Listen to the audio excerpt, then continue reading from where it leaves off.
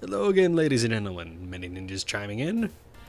At this point, actually, I happen to come across a working ROM set that seems to better represent the original PALSoft version of Double Dragon 2: The Revenge, which, based on conversations with the Tysonator, suffers from a lot of slowdown.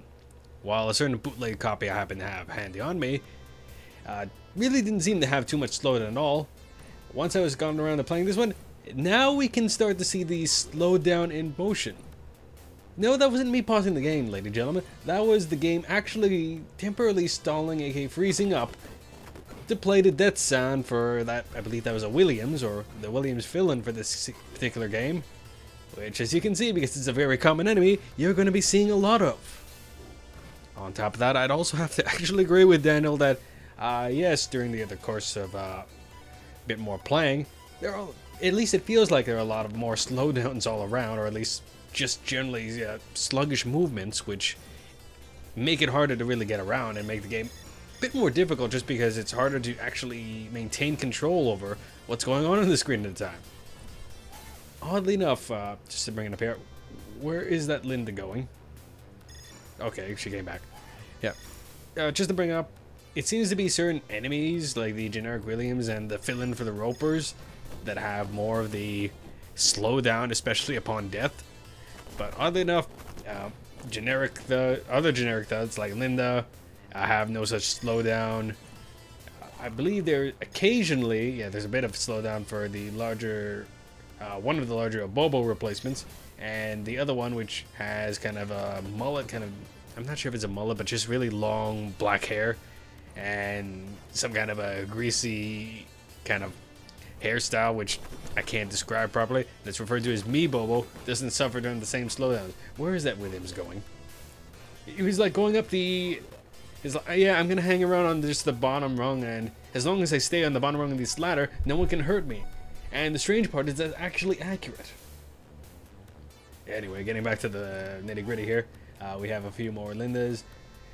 Oddly enough, what makes it interesting is I think to compensate the fact that there are no Lee brother clones for this game, they instead gave the added moveset to Linda, who happens to have adopted the back elbow, especially from last game, which, as you might have noticed, killed everything in sight, and just generally has a larger moveset than most of the other characters in this game.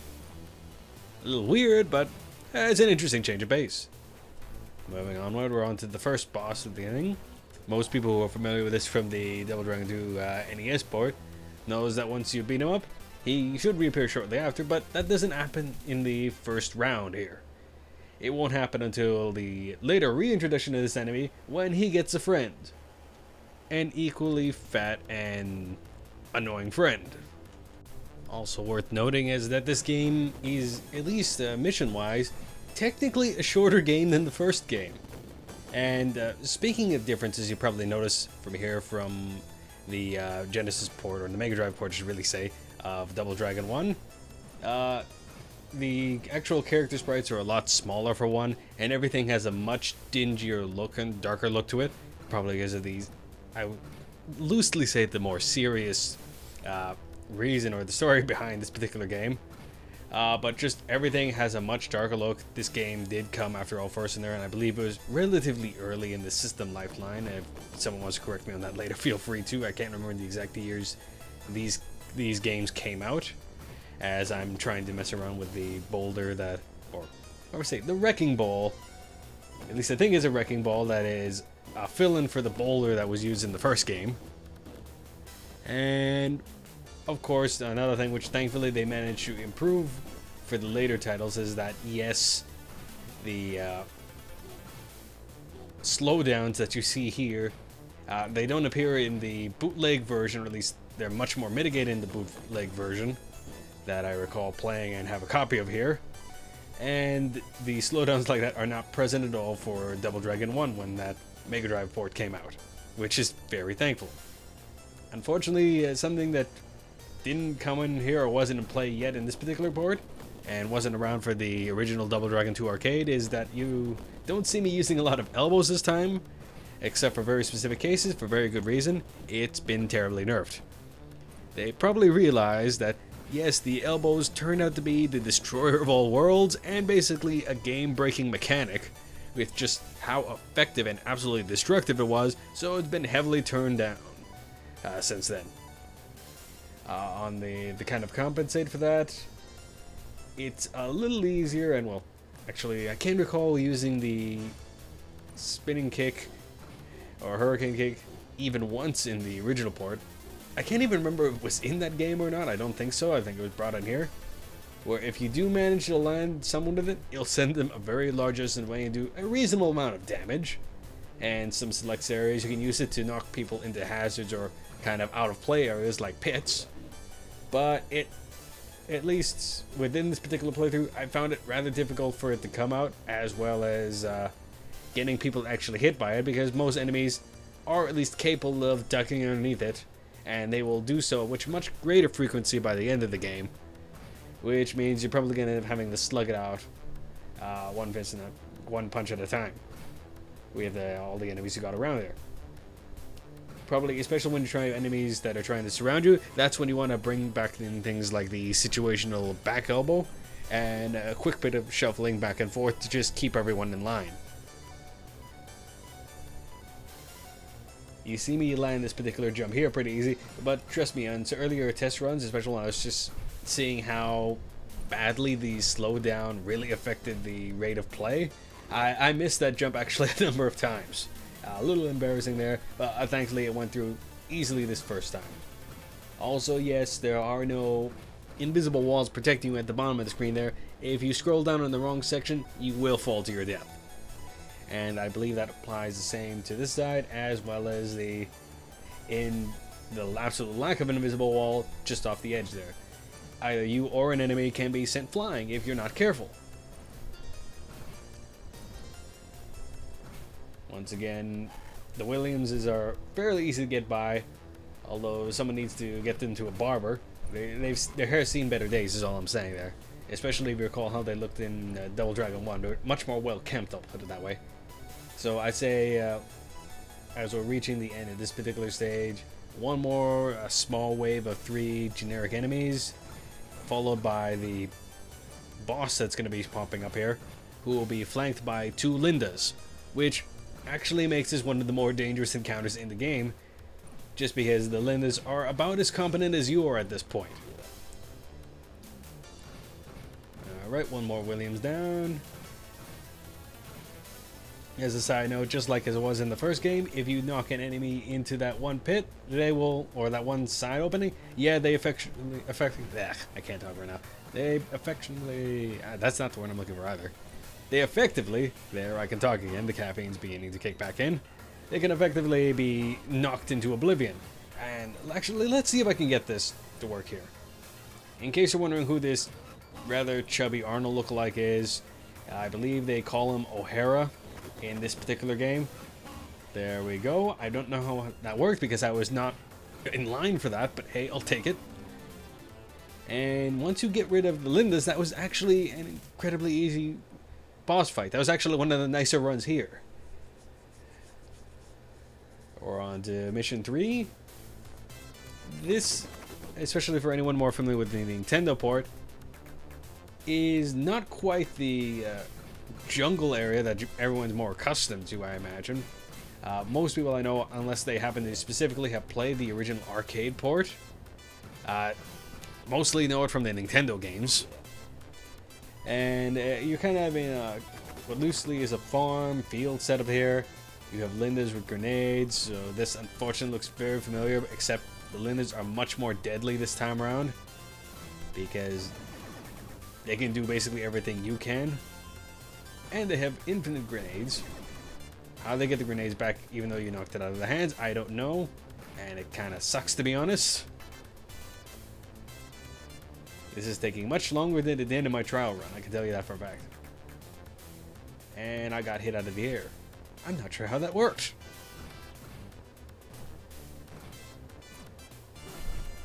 Seriously. You guys can die now. Please.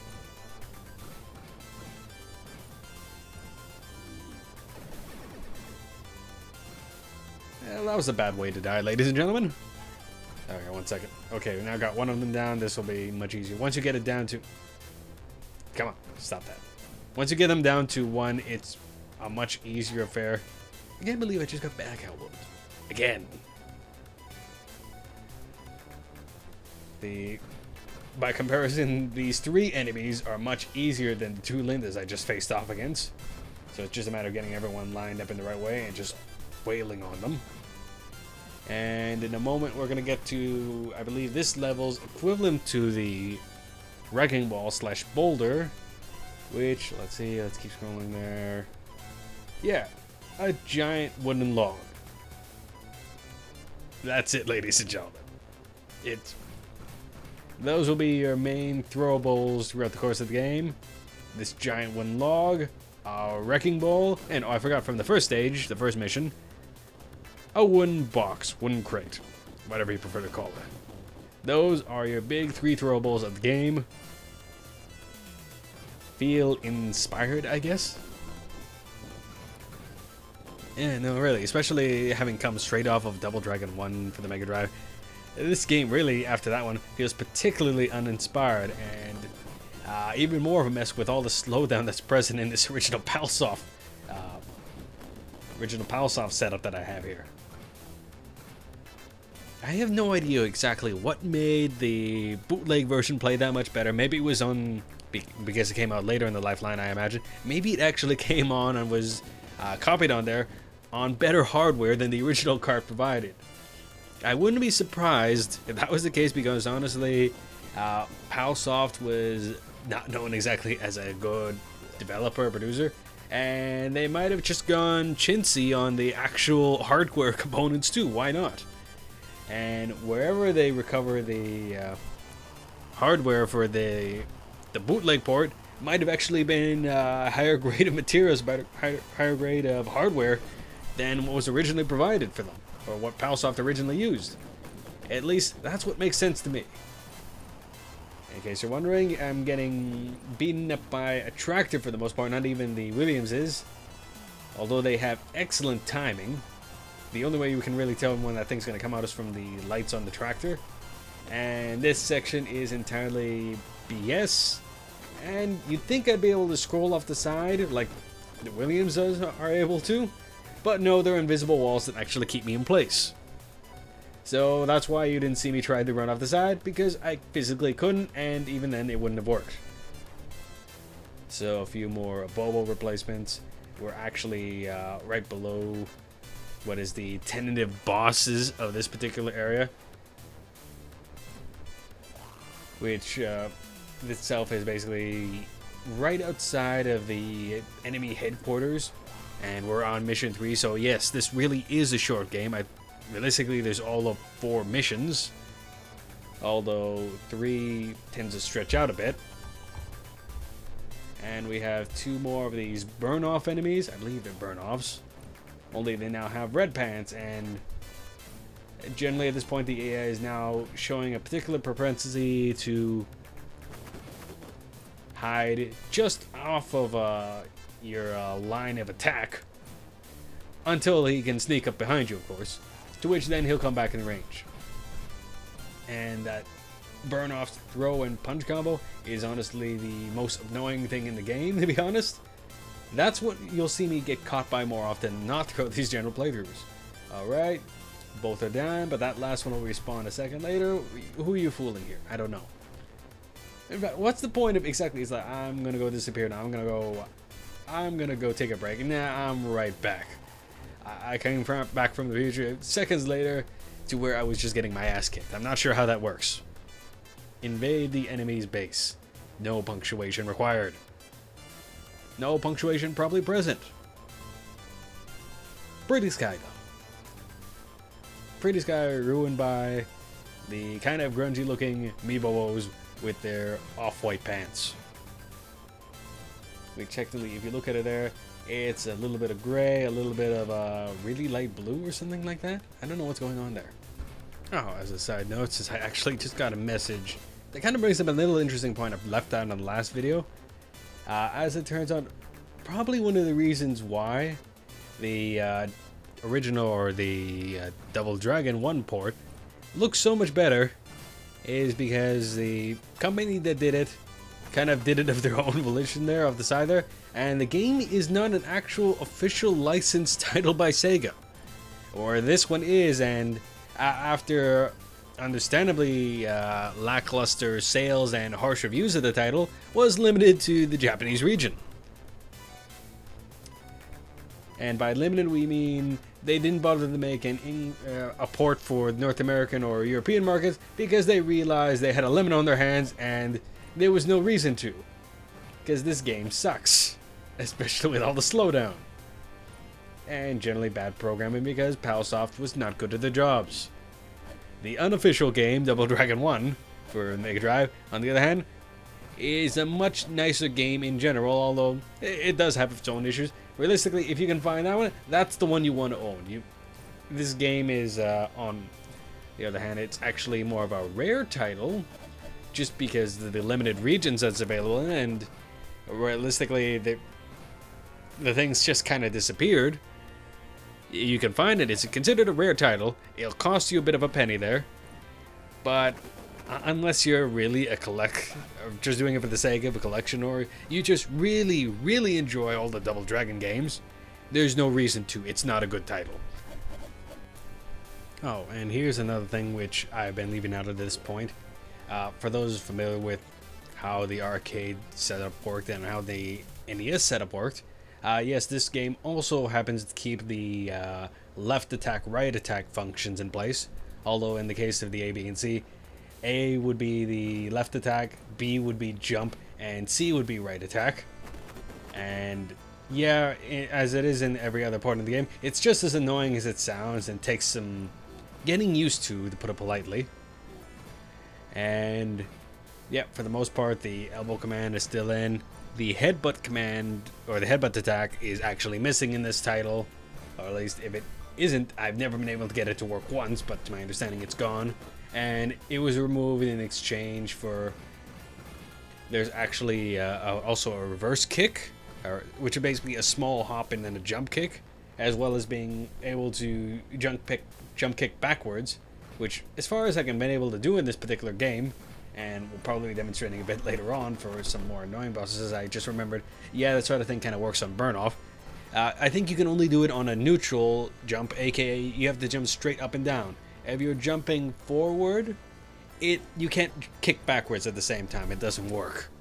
You can only jump kick forward, and even then, sometimes the jump kick forward doesn't actually want to come out either.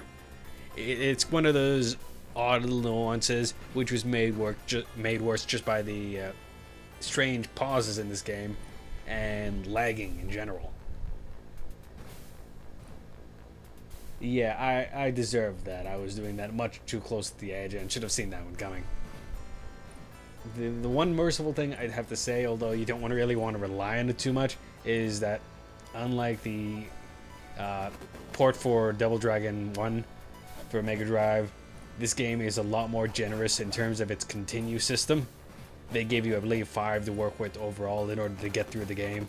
Where on the default setting for Double Dragon Genesis, you only have 2 really.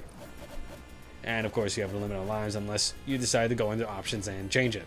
Which, as for the most part, you probably notice, I rarely change the default settings unless I specifically do something like set it to a harder difficulty setting just to show things off in most of these games. I don't tend to play the games on easy. Realistically, at least with the sped up superior bootleg version that I apparently have here, I'd like to actually go back at a later time and with a little more practice try to go through this game at least on the hard setting, which I believe that's technically the hardest setting that is available on there, because if everything was playing at a bit more of a normalized pace, I'm pretty sure I can get through this game fairly easy on a hard setting. But in this case, the gameplay we're doing right here is right now on the normal setting, just because playing with the slowdowns takes some getting used to. I can tell you right now, I've had to use more continues up to this point because of the timing settings than I would have under more preferable circumstances. Because if the game playing at a normal speed, it's not that hard. If you have a second player, then it's really not that hard. The most screwy part up to this point is probably that tractor trailer, just because it's poorly programmed and set up and was a bad idea.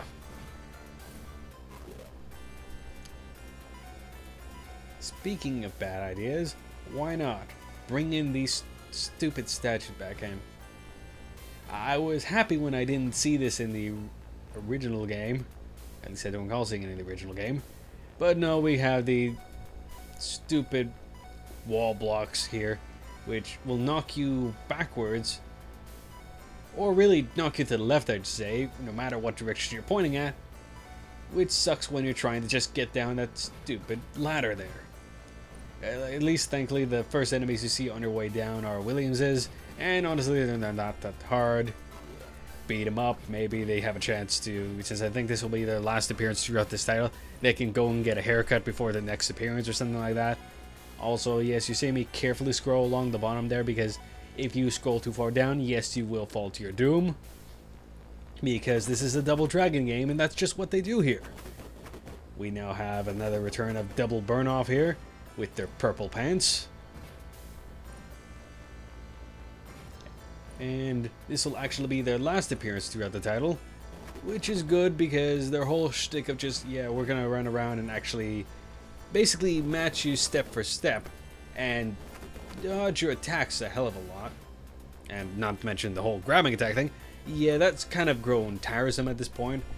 So, 3 times are enough. Thank you very much. We can say goodbye to the Burnoff brothers here as soon as I can kill them off. They really did get much better at dodging the cyclone click at this point. It's actually rather sad. And they're feeling really grab happy today.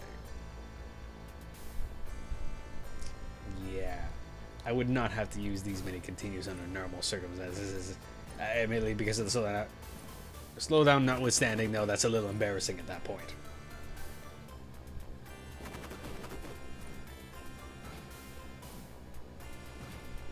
It's not the most fun way, but do jump kicks, especially once you get one of them kind of stuck pursuing you, does get rid of them there. And once you get it down to just one last burn off, he'll keep doing the just out of line of attack thing for a little bit there, but eventually he has to come back to attack you, which he's doing a little too well right now. But once again, while jump kicks are not the most damaging of attacks available to you, they tend to be the safest and most consistent thing. And let's say, yeah, let's show off the reverse kick.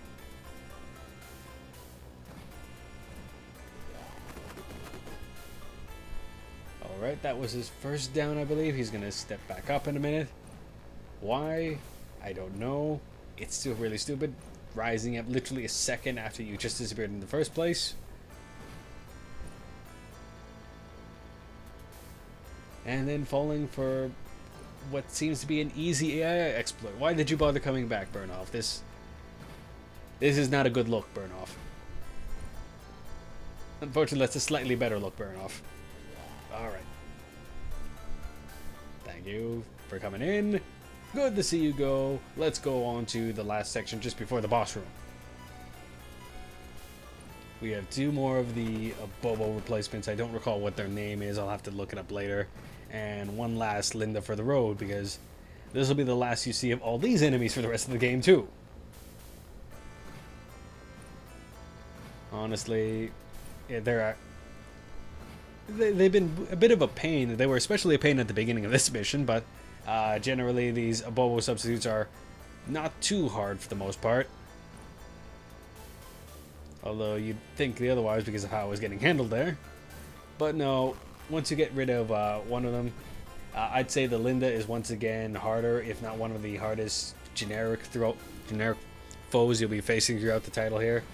And would be, it probably has been the cause of most of my woes, short of maybe Burnoff. Actually, now that I think about it, yes, the reason why she has all those extra attacks is because she really is actually filling in for the generic Lee Brother clone, which happened to have been present in Double Dragon 2 now that I think about it a little more. But since he hasn't been programmed in this game, they just gave all that stuff to Linda. It really does make sense. Actually, no, it doesn't make sense because they could just reuse the graphics with a different palette for the Lee brothers, kind of like what they did for the Player 1 and Player 2 thing, and make it work that way. why are these O'Haras changing the color of the clothes when they're getting, not clothes, but their hair when they're getting knocked down? There's some weird stuff going on with these characters. At least this wasn't as apparent as it was during the first boss fight with them. And better yet, why does Willie's gang have two generic big guys here that run around in, I would assume, slacks with suspenders and sunglasses? How does that fit in with the rest of the Road Warrior motif? It doesn't. Of course, really, I can't say that now that I see the two, I believe they're the chin equivalents for this game. Since seeing them come out, they don't fit in with that motif either. So it's really a ragtag group at best. But at least they fit in with the general kind of Fist and the North Star setup that especially became prevalent as the series went on. So, okay, they kind of make sense. The O'Hara guys, no. Which is why they're kind of the oddity for the series, and I can't think of too many more that at least really stood out to the same extent that came in there later. Willie now has a new shirt, or kind of a new running suit here. It was yellow in the original game, and here he decided, yeah, I want something new. I want to be in a nice red suit. I want to pull off my best M. Bison slash Vega slash Dictator. And he's actually much easier than the chin that is dogging me for the most part in this particular room. And he's doing that just out of the line of attack thing the whole time too. If Willie happened to... If I can keep Willie off my back from shooting me long enough and I can get rid of the damn chin, then Willie would not be a competition. Willie would go down in seconds. Actually, let me see. I haven't tried, actually, what happens if you beat any of the bosses here and still have other enemies on screen. Okay, another continue. That sucks, but okay, I can still afford it to at this point. But let's see. What happens in this case if I beat Willie first? Will the other guy just run off screen like they do for the arcade ports? Will he just randomly die off? That's a really good question. And Willie's just off screen, off the invisible wall. No, now he's really off the invisible wall. And the character's setup is so that Billy won't actually be able to scroll that far off the screen to hit where Willie is right now. But of course, they're free to walk in there through the walls and all that other sort of nonsense. And I'm getting really tired of that shit.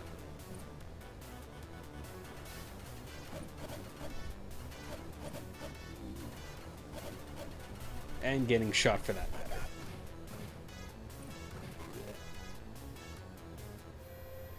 Alright. Beat boss first, other enemies disappear into thin air. That makes perfect sense. Anywho, we're on to the real last boss of the game, being the complete cop-out double illusion. Why cop-out, I'm trying to say? Because this is honestly easier than everything I did in this room prior to get to this point. It's embarrassingly easy. The double illusion, or the illusion here, since it's only the one, goes down incredibly fast. You just have to make sure you jump out of the way just the right time. Unfortunately, I didn't do it that time correctly. And correct me if I'm wrong, I think that was 3 to 4 punching combos, and I just beat the game. I just beat the last boss. Yeah, that's actually it, ladies and gentlemen. We're going through the ending sequence, which is actually slightly elongated from the arcade version, which basically just shows the port of the two brothers and the now dead Marion, who, by the way, since this isn't the NES port, no, there's no happy ending here. She doesn't come back to life. But yeah, no, that's Double Dragon 2 on the Mega Drive. An underwhelming port. What was honestly kind of a remix, or just kind of added. I can't say DLC pack. That's not that context wouldn't show up until many years after that. Basically, just a lost levels equivalent with some small additions of the original Double Dragon arcade game, and yeah, that's it, ladies and gentlemen. Now that you've seen the ending, trust me, don't bother looking for the game. It's not a very good game. Unless you're an absolute collector, don't bother with this title at all. Unless you maybe play the original arcade version, or, better yet, play the NES game. It was a much nicer title. Thanks again for watching, though, ladies and gentlemen. Hopefully we'll be able to do a few more recent updates. This one actually off the tail of another video. And hopefully we'll be able to get back to some more frequent Retro Ninja gaming within the near future. Not to mention that in the next little bit I'll also be working on stuff for upcoming footage for Fan Expo and probably other few odds and ends in between. Thanks for watching, ladies and gentlemen. Take care and catch you later.